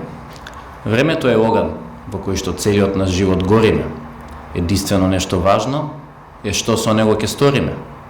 Ќе дозволиме да ни помине, додека сме се завртеле, или сепак ќе успееме искрата да ја одржиме. Ќе промениме ли било што, макар и минимално, или така ќе си остареме? Зар не е тоа некако жално? Ќе станеме ли сите гордо, онака како што прилега, в раце да си ја земеме судбината што ни припаѓа? Времето е оган во кој што целиот наш живот гориме, единствено нешто важно е понатаму да продолжиме. Сега еден краток изводок од мојот предстоечки роман Кобајаши Маро. Господине Николов, се одлучивте ли? Гласот кој што допря до него, иако со висок тон, звучеше како да доаѓа од некоја далечна празнина. Чудно е тоа како, под дејство на силни емоции и притисок, сетилата си играат со нас, наведувајќи не на погрешно восприемање на реалност. Го крена погледот кон личноста што му се обраќаше, подголтна тешко, а низ глава му минаа две мисли. Прво, си спомна за случајноста на животот и на човековото постоење. За тоа како во една секунда сме целосно среќни и задоволни, за во наредната да сме тотално мизерни и поразени. За тоа дали е правилно и фер да се живее во универзум кој што дозволува такви драматични промени во среќата? Кој уште зборува за тоа што е фер, а што не побогу? Се што ти преостанува во таков случај е да му се насмевнеш назад на универзумот, зарем не? Некако не успеваше да ги одвои устните, а камоли да проговори. Второ пак се присети на оној момент од пред неколку години, кога последен пат се беше нашол во една ваква ситуација. И сега, како и тогаш, беше исправен пред еден невозможен избор, а самиот тој во своји раце ја држеше судбината на одредени личности. И тогаш, како и сега, му се чинеше дека што и да одбере, на крајот ќе изгуби. Безизлесно сценарио, пат позиција од која нема назад, барем не во оваа реалност. Па сепак можеше да си најде мала утеха и во фактот што според теоријата на квантната механика, една друга, поинаква верзија од него во овој миг се наоѓаше во сосема иста ситуација, но одбираше да го направи спротивниот избор од самиот себе си. Се запраша дали едната и другата варијанта од него ќе завршат на едно исто место кога ќе чукне судбоносниот час. Трагедијата на смртта се состои во тоа што ги скратува на индивидуата сите можности, потенцијали и животи кои можела да ги живее. Но реализацијата за неизбежноста на смртта е она што всушност треба да дефинира човековата свест. Токму тоа е знак на настанувањето. Континуирана свесност за смртта е она што ги дефинира нашите животи. Екзистенциалистите како Кierkegaard и Хайдегер го сметаа ова прашање за најмоќната идеја на филозофската мисла во 20. век. Идејата дека воопшто не го поседуваме нашето место на светот во кој што живееме, туку само го поземуваме на одредено време. Не знаеме кога ќе бидеме замолени да се заминеме, но порано или подоцна мораме да прифатиме дека таквото барање ќе пристигне. Па така, живењето со константна светност за тоа дека времето не истекува е прв чекор во правење на избори потребни за креирање на таков живот како што сите посакуваме. Како и да е, тоа беше разговор за некој следен пат. Повторно го слушна оно изглас, која повтори претходната реченица, овој пат со погруб тон. Што туку му снема време.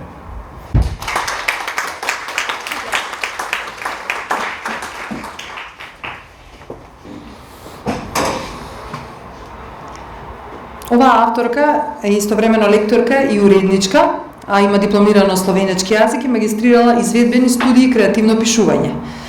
Незиниот стил е суптилен со голем психолошки увид во ликовите, за кои што и сама можев да се уверам, читајќи ја Пчелино семејство, раскази кои што навистина го опишуваат најчудесниот фолклорен и фантастичен начин на нарација. Таа дебютирала со збирката раскази Зелената фотелја од 2015-та и била во потесниот избор за наградата за најдобра дебютантска книга. Во 2021 година збирката раскази Пчелно семејство влегла во потесниот избор за наградата Ново место и ја добила наградата за литература на Европската унија. Таа е преведена на многу јазици: хрватски, италијански, македонски, унгарски, бугарски и така натаму. Во 2023 година објавен е незиниот втор роман Очекувања. Ања Могерли повели.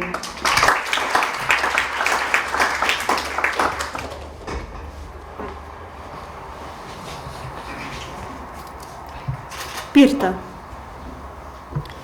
Če pripre oči in pogleda proti vasi, lahko vidi soparo, ki visi nad hišami in rahlo drhti. Potem zrak močneje vzvalovi in zasliši se prhutanje kril. Čez travo zdrsne zmajeva senca. Lidija pogleda v nebo. Zmaj je zelen in luskast in zaradi njegove ognjene sape nad zemljo leže tako močna vročina, da jo zapeče v očeh in zamiži. Ko spet pogleda, je nebo prazno. Ozre se proti vrtu, kjer Ata puli plevel. Sem ter tja se dvigne in si obriše čelo. Ubogi Ata, vroče mu je. Lidija si pred oči dvigne kazalec, da je tako velik kot Ata in ga z njim poboža. Ata obstoji čisto pri miru, s šopom plevela med prsti. Lidija se domisli in ga s kazalcem narahlo krcne po hrbtu, kot bi ga hotela poriniti. In glej to, Ata se zares spotakne in ujame ravnotežje šele ob visokih paprikah. Lidija se zvonko zasmeji. Z vročine se umakne v hišo, kjer sede na kamnita tla, predse pa potegne papir in barvice. Na papirju nastaja zmaj.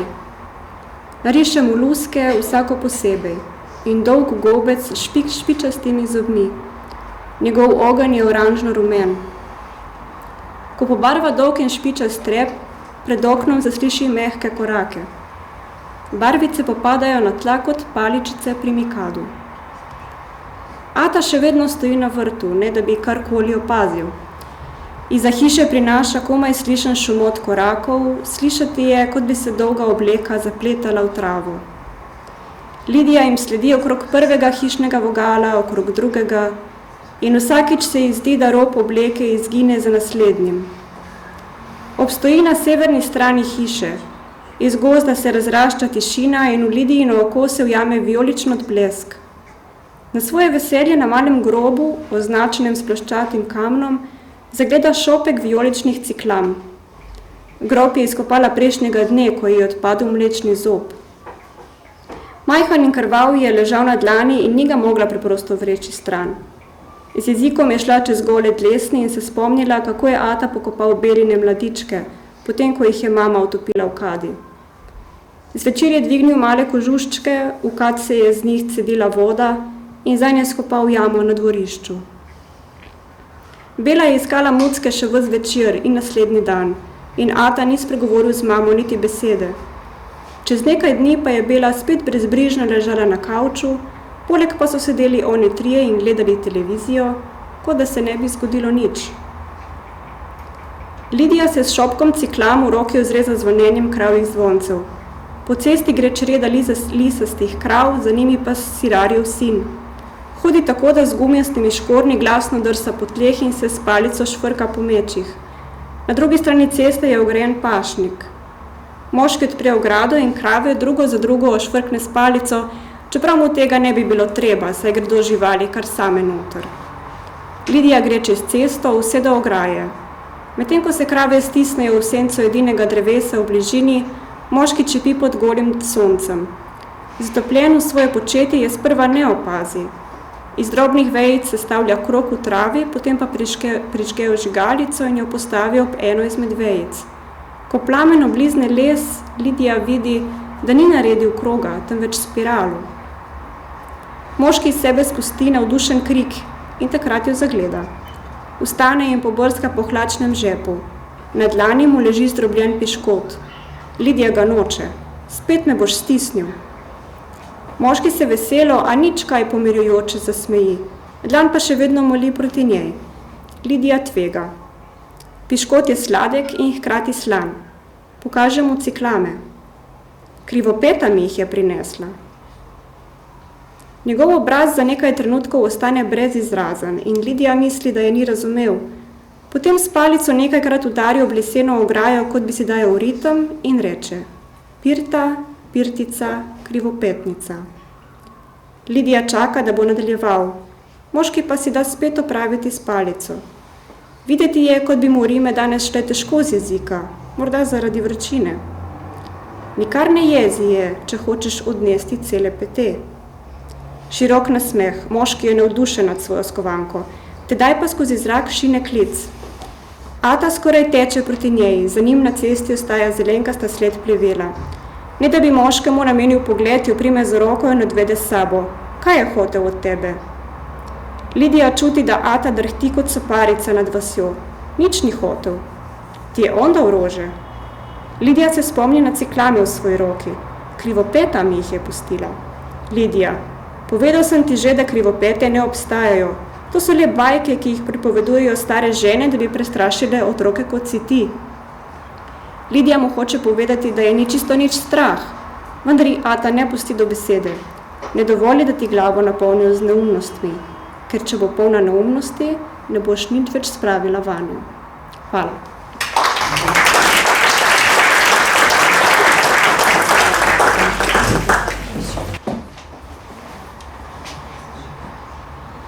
Уште еден македонски писател, овој роден во Велес, ги објавил книгите Голтка восхите од солзите на вечноста, поезија, Ме сакаш ли под дождот, раскази, 13 месец, роман, Атена со пенис, исто така роман, Курвински хроники, роман, Албино Трип, роман, Хотел меѓу две војни, роман.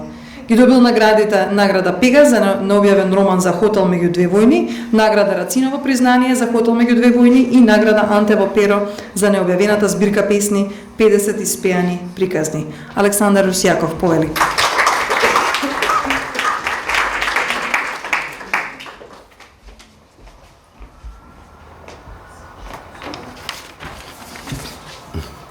Добар ден и добро вечер на сите. Добро вечер од мене, пошто мене вообичаено ми е темница пред очи, така што не ми замерете што очите ќе се борат со зборовите. Ќе се обидам да ви прочитам две песни од две необјавени збирки. Различни. Од необјавената збирка United States of Me, песната Мисисипи. Се родив со бучава во ушите. Мисисипи им пее на боговите. Тато рече, мајка ти се викаше Африка, умре, раѓајки те окована кај коњите. И тато умре окован во рацете. Камшикот ми креваше бучава во ушите. Плачев со лице скриено од звездите, плачев без глас, Мисисипи слушаше. Вчера ја бапнува ќерката на господарот.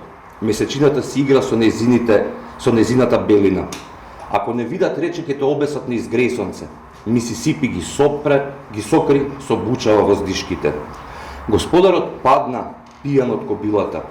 Добив 100 камшика затоа што го кренав од прашината. Рече, мои се небото, земјата твојата судбина. Само Мисисипи ми шепоти, бранови за слободата. Ја украдов слободата, ноќта, самовилата. Незините бели раце ми ја прегрнаа половината. Ја украдов бучавата на Мисисипи во ушите, за да не ја слушаме смртта што стигна со куршумите.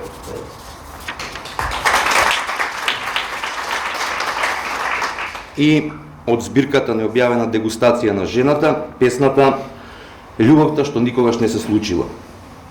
Најдолго трае љубовта што никогаш не се случила. Оти никогаш нема да се престори во омраза. Таа не патува до горчлива и тажна разделба и не ги пожолтува лицата од љубомора. Со неа не доаѓаат гнев, безумие и викотници, ниту ги полни очите со презриви погледи. Највкусна е љубовта што никогаш не се случила.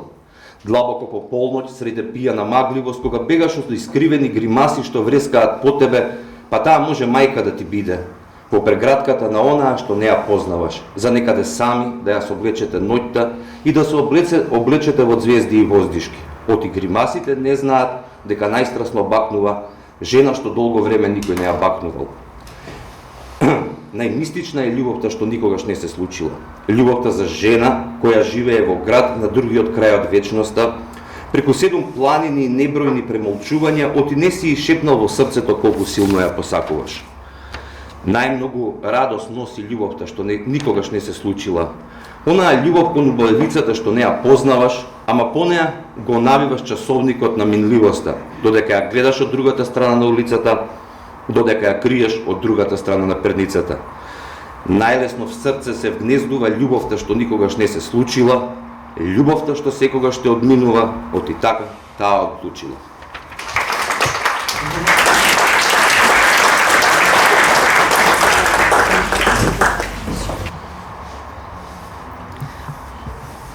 Уште еден автор од Србија. Студирал општа и компаративна книжевност и теорија на книжевност, како и археологија на Филозофскиот факултет, има живеено во Амстердам, работи како главен и одговорен уредник во издавачката куќа Дерат во Белград. Има уредено и преведено преку 200 наслови, главно преведена книжевност, а се занимава и со преведување, проза и поезија на англиски јазик. Има издадено збирката поезија, митологија на спалената земја и романот Упокојување на просекторот Мајерхофер. Александар Шурбатовиќ повели.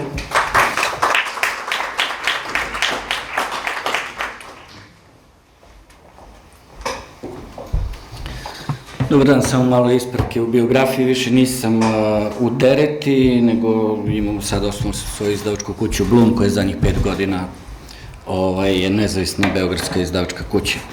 Samo kratak uvod, hteo sam da vam naravno čitam deo iz svog novog romana koji se zove Turčin šahista i koji još uvijek promovišem.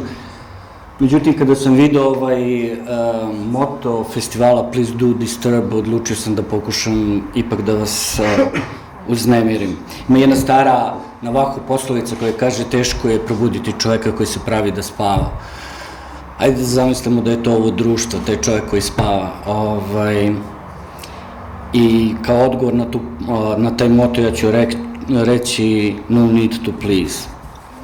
Ovaj deo iz romana koji treba da izađe sledeće godine zove se ne roman, nego ovaj deo se zove Romansa o psihopati Mariji. Nekada sedim i noću ovde. Naiđe po koji slučajni prolaznik, ali kad me vidi, mislim da se on više plaši mene nego ja njega. Noge mi se odseku, srce počne kao ludo da udara. Razmišljam, mogli bi da me iskasape, siluju, bace u reku, sve mi takve sulude stvari prođu kroz glavu. Ponekad uhvatim fluorescentni pogled nekog od njih dok zatečen stoji u mraku, kao da se premišlja šta da radi, ali ja ih uvek uporno gledam pravo u oči, ne čujem više ništa od zaglušujućeg brujanja u ušima, trudim se da sakrijem teško disanje i čekam da mi uradi nešto nezamislivo. I onda to iščekivanje, skoro panika. Zastala je za trenutak, kao da se predomišljala da li nešto da mu prizna, pa odlučno to i učini. Teško mi je da ti opišem koliko volim taj osjećaj. Ali on uvek prvi obori pogled, možda i ne vidi u mraku da sam žensko. Obično sagne glavu, pokupi se, ubrza i šmugne. A onda se pitam, ko su ti ljudi koji u sred noći šetaju obalom? Zamišljam, recimo, psihopatu, koji je imao relativno srećno detinjstvo u komu ništa nije nedostajalo.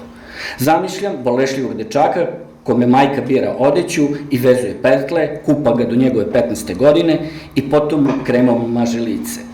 Zamišljam ga kako sedi sam u školskoj klupi jer ostali klinci iz odeljenja shvataju da nešto nije u redu s njim, neki kratki spoj ima u glavi pa se trude da ga izbegavaju. Uglavnom su pristojni prema njemu, ali tu i tamo se javi neki huligan iz susjednog odeljenja koji ga odere od batina samo da bi se pokazao pred curom iz odeljenja. Recimo da se ta cura zove Maja ili Tanja i da sedi u klupi ispred njega. Recimo da se psihopata zove psihopata. Da je sve vreme gleda u potiljak, da zna svaki mladež na njenom vratu, sve njene tinejdžerske frizure koje često menja. Ona ga ponekad čuje kako duboko diše, uzbuđen je, ali to ne može da kontroliše. Nekada samo duboko udiže pramenove vazduha ispunjenog njenim parfemom, blagano nagnut nad klupu, skoro dodirujući svoje lice. Tanja ga se plaši, a psihopata je samo ludo zaljubljen. I kada bude dobio batine zbog nje, nikada joj to neće oprostiti. Samo zato što je videla kako ga taj rmpalija iz susjednog odeljenja mlati kao punk bubanj.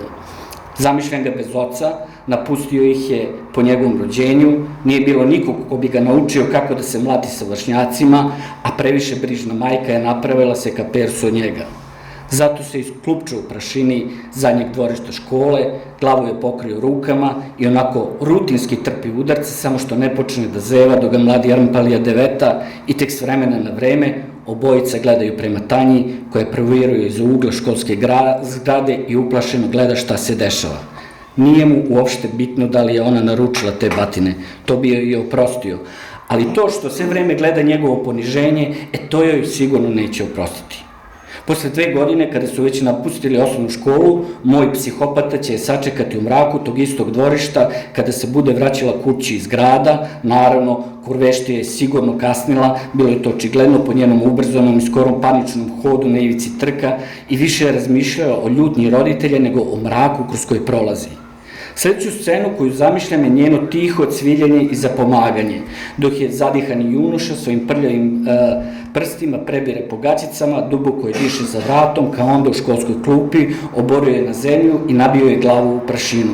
Dok je siluje, suspreže se da ne bude glasan, stenje kroz zube, pokušava da se seti još nekog drugog razloga zbog kojeg je kurveštija, jer tako je već prekrstio Maju ili Tanju, zaslužila taj tretman. Uzbuđuje ga njen plač i preklinjenje. Zamišljam kako ga njen otac nasmrt prebija. Polomio neke kosti po još neformiranom telu, zamišljam kako policija vršlja po njihovoj kući i prevrće njegovu sobu, zamišljam njegovu zabezeknutu majku koja diže ruke ka nebu i preklinje Boga da je spasi bede. Ona pouzdano zna da njen mili, njen dragi i nežni psihopata nikada ni mrava ne bi zgazio, a kamoli silovu drugaricu. Zamišljam ga preplašenog u zatvorskoj ćeliji za maloletnike, tek tad postaje svestan šta je sebi učinio. Ne smijem ni da zamislim šta su mu njegovi vršnjaci radili dok je služio kaznu u popravnom domu. Verovatno iste one stvari koje on uradio kurveštiji. Nisam sigurna da mu se nešto od toga nije svidelo, ali svakako on ne bi to čak ni samo sebi priznao. Postojao je muškarac na pogrešan način, kao da je otvorio pogrešna vrata sazrevanja i pritom ušao u neku sobu košmara gde nije trebalo da se nađe. Njegovo stasavanje je poput polomljene kosti koja srasta u pogrešnoj protezi. Ništa tu neće doći na svoje mesto i sva moguća lepota nastupajuće zrelosti bit će zauvek izgubljena, nepovratno zakupana u najdubljem budžaku tog oštećenog duha, kao pokvareni nuklearni reaktor pod sigurnim naslagama betona. On će biti jedna od tih ružnih priroda koje niko neće voleti i često ljudi neće znati da objasni tu svoju odbojnost prema njemu.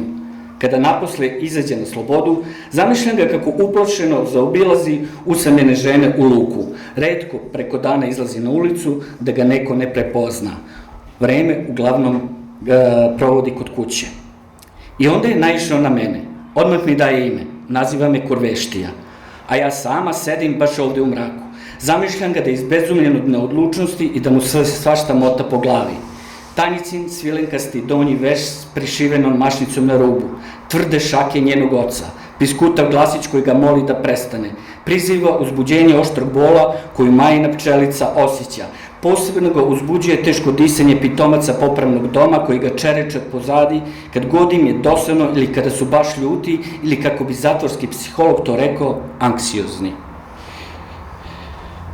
A onda bi uhvatio moj pogled iz mraka, video bi da ga gledam pravo u oči, prestravljena, ali odlučna, kao da ga dozivam, ali prkosno, njega to zbunjuje, moj psihopata ne može da jebe nikog koga gleda u oči ili mu je okrenut licem, on to voli od pozadi, kurveštija mora da se opere i na kraju mu verovatno prolazi kroz glavu da sam ja deo zamke koja mu je pripremljena, jer šta bi devojka radila sama u mraku na obali Dunava, zašto bi pogledom izazivala ljude poput njega? Verovatno mu nikad ni u ludilu nije palo na pamet da smo možda, on i ja srodne duše, lice i naličje istog mentalnog kolapsa. Dva prirodna satelita koja verno služe svog gospodara, planetu večnog sukoba. On je užas, a ja strah. Naše orbite su toliko haotične da se retko kad sretnemo, ali kada se to desi, obavezno dolazi do velike kolizije posle koje se ne raspadnemo na bezbroj meteora, već se utapamo jedno u drugo. Tada razmenjujemo svoje uklete atribute. Ja postajem užas, a on strah. Trpimo svoje potisnute prirode koje tih dana isplivavaju na površinu, sve dok se ne udaljimo i svako na svoju stranu ne nestane u sigurni kosmički mrak, gde sva ostala nebeska tela posustaju sa svojim energijama i u toj tišini i samoći naše istinske prirode opet isplivavaju na površinu. Ja počinjem da se gušim u strahu, a moj psihopata počinje opet da se preznojava u preponama. Jedino naš gospodar nikada nas ne napušta. Ta predivna spodova od planete nas brižljivo drži u svojoj orbiti i bira bića, mesto i vreme na koje bi nas pustio sa svog krvavog lanca. I tako, nas dvoje stojimo u mraku, razmenjujemo tupe poglede i u tom sukobu nekako moja priroda pobedi. Govnara obuzme strah i on samo nastavi svojim putem, šetalištem uz reku. Hvala.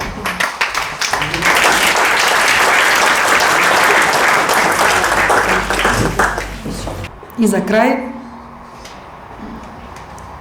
нашиот и словенечки и австријски писател, поет, преведувач и музичар, кој што е магистар по македонска книжевност, а работел и како копирајтер и уредник. Од словенечки јазик превел дел од неколку автори, меѓу кои на нашата Ања Мугирли, Драго Јанчар, Кајетан Кович, Горан Војновик и така натаму. Неговиот втор роман Собирачи на пепел ја освои наградата Рома на годината на Утренски вестник за 2016 година, а третиот роман Утеха за голите беше номиниран за наградата за книжевност на Европската унија за 2020. Застапен е во повеќе домашни и странски антологии и книжевни списанија. Поранешен член на бендот Foolish Green, кој што живее во двојазичната германско-словенечка област, Кентен Колошка во Австрија. Давор Стојановски.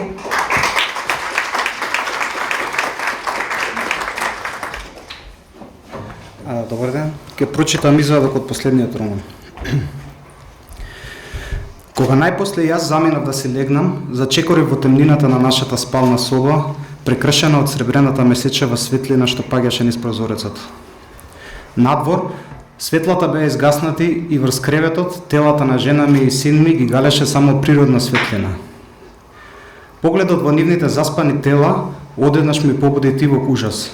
Начинот на кој Каја и Антон лежеа во креветот, месечевата светлина што паѓаше врз нив, нивната положба во полумракот, Каја легната бочно со едната рака испружена над главата, со другата свиена под зглавието, а со колениците кренати кон себе, и Антон, превртен со ноџињата на кеперницата и со главата близу стомакот на мајка му, со рацете подадени кон незиното тело како во испуштена преградка, во тој миг толку многу ме потсетија на гипсените фигури на затропаните луѓе во Помпеја, што се зачудив и долго остана во место со блажен немир во душата.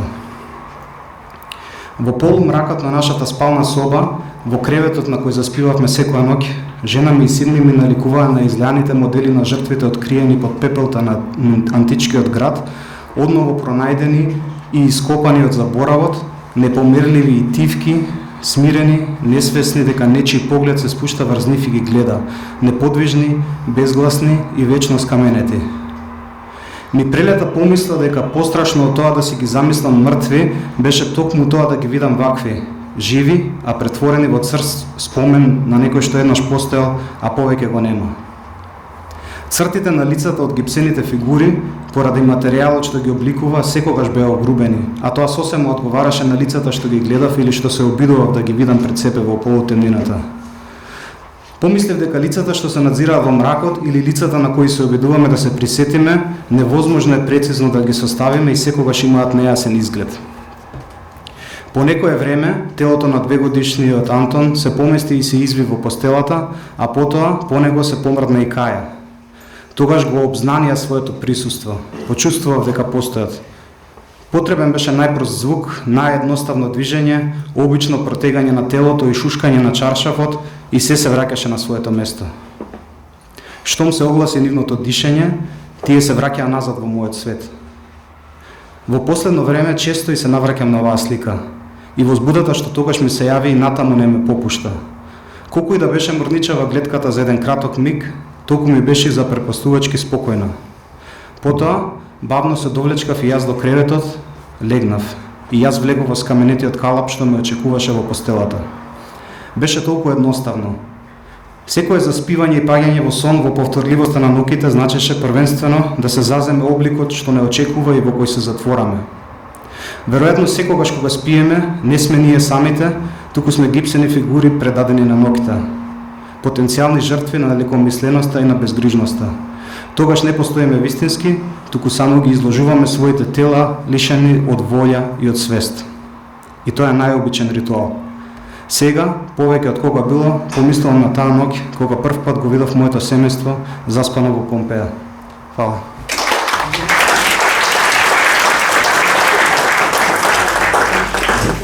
Со ова го завршуваме пладневното читање Please do disturb, но не завршуваме тука.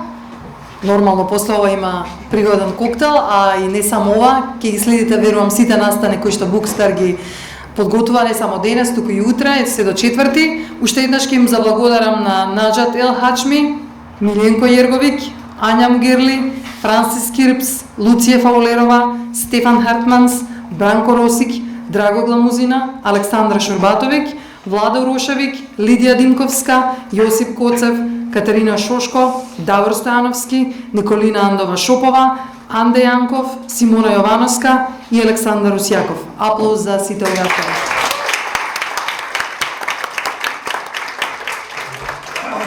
Сите вас што ви бевте публика, и еден аплауз за библиотеката кој што е наш партнер веќе неколку години во организирање.